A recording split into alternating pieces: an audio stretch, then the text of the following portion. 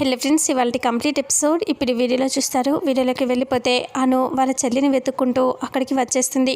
Shop దగ్గర చూస్తుంది. Shop దగ్గర అక్కడ సంధ్య కనిపించదు. ఇక అప్పుడే అను షాప్ దగ్గరికి వెళ్ళి అడగాలని చెప్పేసి షాప్ దగ్గరికి వచ్చి, అన్న ఇక్కడికి మా చెల్లి వచ్చిందా అని అంటూ అడగటంతో వచ్చిందమ్మా, వచ్చి సామాన్లు తీసుకొని వెళ్ళిపోయింది కదా అప్పుడే అని అంటూ చెప్పగానే, అవునా ఇక్కడ నుంచి వెళ్ళి ఎంతసేపు అయింది అని అంటూ అను అడిగితే, దాదాపు ½ గంట అవుతుందమ్మా అని అంటూ చెప్తే, ఏమైందమ్మా అంటే, ఏం లేదన్నా అని అంటూ అను అక్కడి నుంచి వస్తూ ఉంటుంది. ఇక అప్పుడే అను ఇలా ఆలోచిస్తూ ఉంటుంది. అంటే ½ గంట అయిందండి, అరగంట టైం పట్టింది అంటే ఇక చెల్లి ఎక్కడికి వెళ్ళి ఉంటుంది? నేను మా ఇంటి నుంచి స్ట్రైట్గా వచ్చాను. ఇంటి నుంచి షాప్కి ఒకటే రోడ్డు. ఇప్పుడు నేను వస్తున్నాను అంటే ½ గంట అయింది అని అంటే మధ్యలో నన్ను కలిసేది. ఒకవేళ నన్ను కలవలేదు అంటే ఎవరైనా ఫ్రెండ్స్ ఇంటికి ఏమైనా వెళ్ళిందా? లేదు, చెప్పకుండా అలా ఎప్పుడు వెళ్ళదు. అసలు ఏం జరిగింది అని అను కంగారు పడుతూ ఉంటుంది. ఇక అప్పుడే వెంటనే అక్కడ నుంచి ఫాస్ట్గా ఏదో జరిగింది అని అంటూ నడుచుకుంటూ వస్తూ ఉంటుంది. దారిలో సడన్గా అక్కడ సంధ్య కూరగాయలు తీసుకువస్తున్న బ్యాగ్ పడిపోయి ఉంటుంది. అది చూసి అను షాక్ అయిపోతుంది. బ్యాగ్ దగ్గరికి పరిగెత్తుకొని వచ్చేసి ఆ బ్యాగ్ని అలా చూస్తుంది. ఇంకా అది చూసి, ఇది మా బ్యాగే అంటే సంధ్య తీసుకొచ్చిన బ్యాగ్ అంటే ఇది ఇక్కడ పడుంది అంటే సంధ్యకి ఏమై ఉంటుంది? అంటే సంధ్యని ఎవరైనా కిడ్నాప్ చేశారా? అసలు ఏం జరిగింది అని ఆలోచిస్తూ ఉంటుంది. ఇక అప్పుడే సంధ్యని అక్కడ ఎలా కిడ్నాప్ చేశారో చూపిస్తారు. ఆ బ్యాగ్ పట్టుకుని సంధ్య నడుచుకుంటూ వస్తూ ఉండగా కార్ వచ్చి ఆపేసి ఇంకా సంధ్యని ఇంకా బ్యాగ్ని పడేసి సంధ్యని లాక్కొని కారులో ఎక్కించుకొని తీసుకొని వెళ్ళిపోతారు. సంధ్య అరుస్తూ ఉంటుంది, ఎవరు మీరు అనేసి. అయినా సరే వినిపించుకోకుండా వాళ్ళు లాక్కొని వెళ్ళిపోతారు కదా సంధ్యని తీసుకొని. ఆ విషయాన్ని ఇక్కడ చూపిస్తారు. ఇక అను ఆలోచిస్తూ సంధ్య ఏమైపోయి ఉంటుంది, ఇక వెంటనే నేను పోలీస్ కంప్లైంట్ ఇవ్వాలి అనేసి అను అక్కడ నుంచి పరిగెత్తుకొని వెళ్ళిపోతుంది. ఆ తర్వాత ఇంట్లో శ్రావణి ఉంటుంది. ఆన్య వాళ్ళ తమ్ముళ్ళు అనుకి క్షమాపణ అడగాలని అలాగే థ్యాంక్స్ చెప్పాలని ఇంకా వచ్చేస్తారు కదా. ఇక అప్పుడే గౌరీ గారు అని అంటూ ఉంటే, అక్క లేదు బయటికి వెళ్ళింది అని అంటూ శ్రావణి అంటుంది. అప్పుడే ఆర్య వెనకాల నిలబడి వాళ్ళ తమ్ముళ్ళ వెనకాల నిలబడి చూస్తూ ఉంటాడు. అప్పుడు శ్రావణి కంగారు పడుతూ బయటికే చూస్తూ ఉంటుంది. ఇక అంతలో ఇలా అంటూ ఉంటుంది, వాళ్ళు మా అక్క లేదండి అని చెప్పగానే, అయ్యో గౌరీ గారు లేరా, గౌరీ గారికి థ్యాంక్స్ చెప్పి అలాగే సారీ చెప్పి వెళ్దామని వచ్చాం అని అంటూ ఇంకా ఆర్య వాళ్ళ తమ్ముళ్ళు మాట్లాడుతూనే ఉంటారు. పాపం గౌరీ గారు చాలా కష్టపడ్డారట. మా అన్నయ్యకి తీటుగా చాలా వర్క్ చేసి చాలా కష్టపడి డబ్బులు రావడానికి హెల్ప్ చేశారంట. మీ అక్క చాలా మంచిది అని అంటూ ఇలా చెప్తూ ఉంటారు వాళ్ళు. ఇంకా అలా మాట్లాడుతూనే, అందుకే థ్యాంక్స్ చెప్పాలి అలాగే సారీ చెప్పాలి మా తరఫున అని చెప్పి ఇంకా వాళ్ళు చెప్పడానికి వచ్చాం అని అంటూ చెప్తూ ఉంటారు వాళ్ళు. అలాగే ఇంకా అప్పుడు శ్రావణి మాత్రం వాళ్ళ మాటలు వినకుండా బయటికే చూస్తూ ఉంటుంది. ఇక అంతలో ఆర్య శ్రావణి టెన్షన్ పడుతూ ఉండటం గమనిస్తాడు. ఇక అప్పుడే, మీకు కూడా సారీ అండి, మిమ్మల్ని కూడా మేము చాలా ర్యాష్గా చేసి మాట్లాడాము అని అంటూ ఆర్య తమ్ముడు అంటాడు. అలా అనేసరికి ఇక అప్పుడే శ్రావణి, ఇట్స్ ఓకే అండి, అక్క వచ్చాక చెప్తానులేండి అంటే అప్పుడు ఆర్య అంటాడు, అవును మీరు ఎందుకు కంగారు పడుతున్నారో నాకైతే తెలియట్లేదు, దేనికోసం ఆయన టెన్షన్ పడుతున్నారా, ఏదైనా సమస్య అని అంటూ ఆర్య అడుగుతాడు. అప్పుడే శ్రావణి అంటుంది, సమస్య అంటే సంధ్య మార్కెట్కి బయటికి వెళ్ళింది, కనిపించట్లేదు, అక్క చాలాసేపటి నుంచి వెతుకుతుంది అని అంటూ చెప్పగానే ఇక అప్పుడే ఆర్య సరేనని చెప్పేసి అక్కడి నుంచి ఫాస్ట్గా నేను వెళ్ళి చూసొస్తాను అని వెళ్తాడు. అప్పుడు ఆర్య వాళ్ళ తమ్ముళ్ళు, అన్నయ్య మేము కూడా వస్తాం అంటే, వద్దు మీరేమీ రావద్దు, ఇక్కడ శ్రావణి ఒకతే ఉంది కదా, తనకి తోడుగా మీరు ఉండండి, నేను వెళ్ళి గౌరీ గారు ఎక్కడున్నారో చూసి అలాగే సంధ్య ఎక్కడుందో చూసి నేను తీసుకొస్తాను, ఆలోపు ఒకవేళ ఇక్కడికి వాళ్ళు ఎవరైనా వచ్చినా నాకు ఫోన్ చేసి చెప్పండి అని అంటూ చెప్తే ఇంకప్పుడు సరే అని అంటూ ఇంకా ఆర్య వెళ్ళిపోతాడు. ఇక శ్రావణి బాధపడుతూ ఉంటుంది. ఇక ఆర్య తమ్ముళ్ళు ఇంట్లోనే ఉంటారు. ఆ తర్వాత ఆర్య అక్కడ నుంచి ఫాస్ట్గా బైక్ మీద వెళ్తూ ఉంటే ఇంకా అను ఏమో అక్కడ బ్యాగ్ చూసి పోలీస్ స్టేషన్కి వెళ్ళిపోతుంది కదా. ఇక ఆర్య అదే రూట్లో వచ్చేసరికి అక్కడ బ్యాగ్ కనిపిస్తుంది.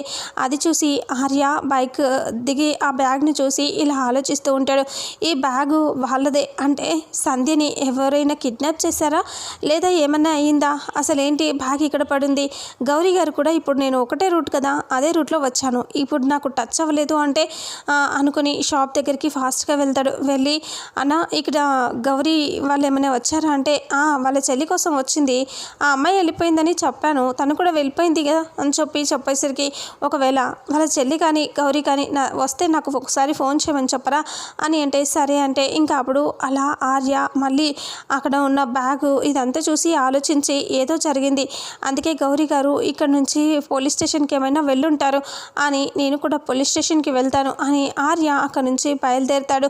ఆ తర్వాత ఇంకా పోలీస్ స్టేషన్కి వచ్చేసరికి చాలామంది కంప్లైంట్ ఇస్తూ ఉంటారు పేరెంట్స్ అంతా.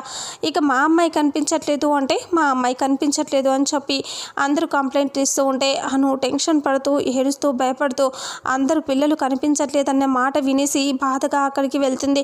ఇక ఒక అతను ఖాళీగా ఉంటే సార్ మా చెల్లి కనిపించట్లేదు అని అంటే ఒకసారి మేడంని కలవండమ్మా అని అంటే ఇంకా డైరెక్ట్గా లోపల ఎస్ఐ ఉంటే తన దగ్గరికి వెళ్ళి ఇంకా మేడం నమస్తే అని చెప్తే చెప్పమ్మా ఏంటి సమస్య అంటే మా చెల్లి కనిపించట్లేదండి అంటే ఎంత సమయం పట్టింది మీ చెల్లి పోయి బయటికి అని అంటే మా చెల్లి ఇంతకుముందు 1/2 అవర్ ముందు షాప్కి వచ్చింది, అక్కడ తీసుకొని వచ్చి కూడా 1/2 అవర్ అవుతుంది కానీ ఇంటికి రాలేదు, ఏంటా అని నేను వచ్చి షాప్ దగ్గర అడిగితే చెల్లి కనిపించట్లేదు, అక్కడ కూరగాయల బ్యాగ్ కూడా పడిపోయింది, చిందరవందరగా పడిపోయి ఉన్నాయి అని అదంతా చూస్తుంటే నాకు భయంగా ఉంది అని అంటూ అంటే ఆ ఎస్ఐ ఇలా అంటుంది, సరే నువ్వేమీ భయపడకు, అయితే మీ చెల్లి వెళ్ళి 1/2 అవర్ అవుతుంది అంటున్నావు, మరి ఫోన్ ఏమైనా తీసుకెళ్ళిందా అంటే లేదు మా చెల్లి ఫోన్ తీసుకెళ్ళలేదు, ఇంట్లోనే పెట్టేసి వెళ్ళిపోయింది అని చెప్పగానే ఇక అవునా సరే అయితే అక్కడ కంప్లైంట్ ఇవ్వు, ఏమేమో డీటెయిల్స్ అన్నీ చెప్పయి అని అంటూ చెప్తుంది.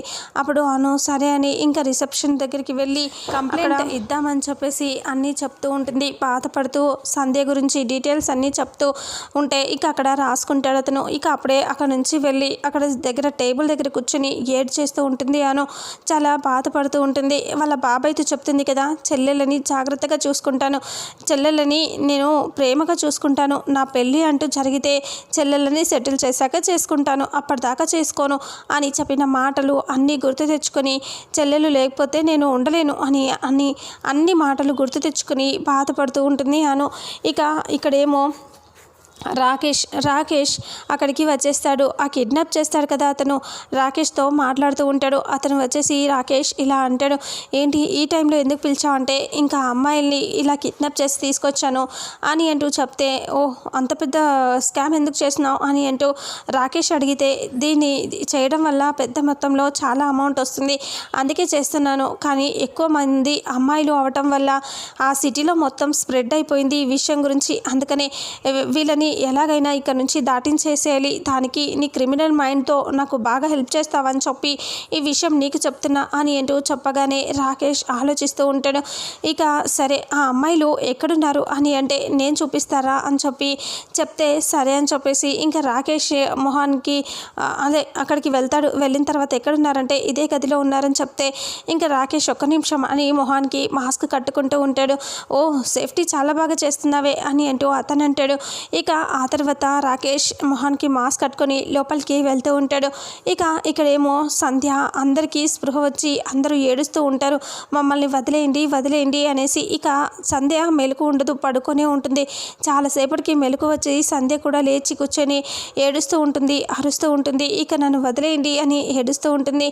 ఇక అప్పుడే వాళ్ళు అక్కడికి రాకేష్ అలాగే వాళ్ళ బాస్ ఇద్దరు వచ్చేసరికి వాళ్ళందరినీ చూసి ఇలా చెప్తాడు, ఇదిగో వీళ్ళే ఆ అమ్మాయిలు, వీళ్ళని ఎలాగైనా ఇక్కడ నుంచి పంపించేసేని అని చెప్తూ ఉండగానే ఇక అప్పుడు రాకేష్ వాళ్ళందరి ఫేసుల్ని చూస్తూ ఉంటాడు. చూసి సడన్గా ఆ అమ్మాయి సంధ్య దగ్గరికి వచ్చి ఆగిపోతాడు.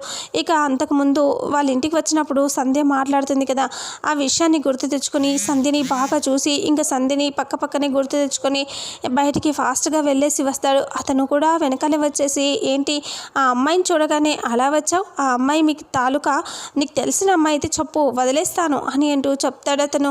ఇక అప్పుడే నాకు తెలిసే కానీ వదిలేయాల్సిన అవసరం లేదు, నాకు కూడా వాళ్ళ మీద కొంచెం పగ ఉంది, అదేంటో ఈ రకంగా అయినా తీరిపోతుందేమోలే అని అంటాడు. అవునా అని అంటే ఇంకా సమయం వచ్చినప్పుడు చెప్తా, ఈ అమ్మాయిల గురించి నేను చెప్తానులే అని అంటూ అక్కడ నుంచి రాకేష్ వెళ్ళిపోతాడు.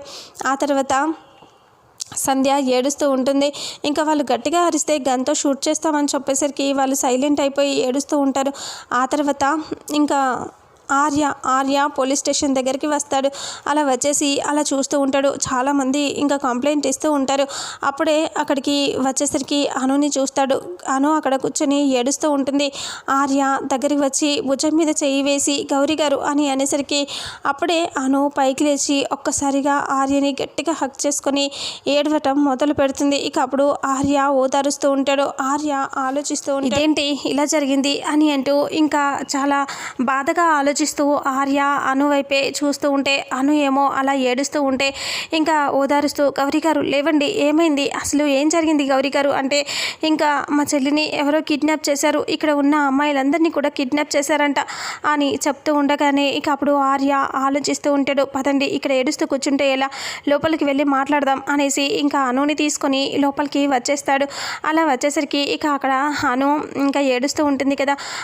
ఎస్ఐ మాట్లాడుతూ ఉంటుంది. ఇక అందరినీ ఒక్క ఫోన్ ఆన్ అయినా సరే వాళ్ళని పట్టుకోవచ్చు అని చెప్తూ ఉంటుంది. ఇక అప్పుడే ఆర్య లోపలికి వచ్చి నమస్తే చెప్పి వెంటనే ఏంటి మేడం మీరు ఇలా కూర్చుని చూస్తూ ఆలోచిస్తే ఉంటే అమ్మాయిలు దొరుకుతారా, అమ్మాయి దొరకాలి అంటే మీరు వెతకాలి కదా రోడ్ల వెంబటి అని ఆర్య అంటూ ఉండగానే ఆ ఎస్ఐ చాలా కోపంగా గట్టిగా అరిచేస్తుంది. అసలు మీకేం తెలుసండి, మీకేం తెలుసని అలా మాట్లాడుతున్నారు, అసలు అమ్మాయిని వెతకట్లేదని ఎవరు చెప్పారు మీకు, ఆ అమ్మాయిల కోసమే కదా మేము ఇలా వెతుకుతూ ఇంత కష్టపడుతున్నాం, మీరు మీ ఒక్క అమ్మాయి గురించి ఆలోచిస్తున్నారు, ఇక్కడ చాలామంది అమ్మాయిల గురించి మేము టెన్షన్ పడుతున్నాం, అందరినీ కాపాడాలని చెప్పేసి వాళ్ళని సిటీ దాటించకముందే వాళ్ళని పట్టుకోవాలని మేము ప్రయత్నం చేస్తున్నాం, మీరు ఇప్పుడు వచ్చారేమో 2 రోజులుగా మేము ఆ అమ్మాయిల కోసం వెతుకుతున్నాం, ఆ అమ్మాయిల కోసం పోలీస్ డిపార్ట్మెంట్ అంతా చుట్టుముట్టి తిరుగుతున్నాం, అసలు మేము పని చేయట్లేదా, ఊరికే తిని కూర్చుంటున్నామా, మేము లేకపోతే మీరు ఇంత రక్షణగా ఉంటారా, అసలు ఏం మాట్లాడుతున్నారు మీరు అని ఆవిడ సీరియస్ అవుతుంది. సారీ మేడం, మీరు చేయట్లేదని కాదు,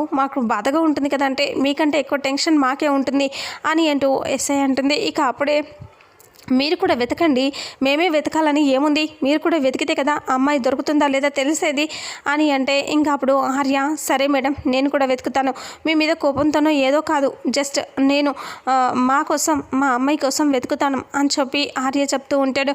ఇంకా మిమ్మల్ని ఎదిరించాలని కాదు, నేను కూడా బాధ్యతగా మీకు సహకారంగా ఉంటుందని వెతుకుతాను అని ఆర్య చెప్తూ ఉంటాడు.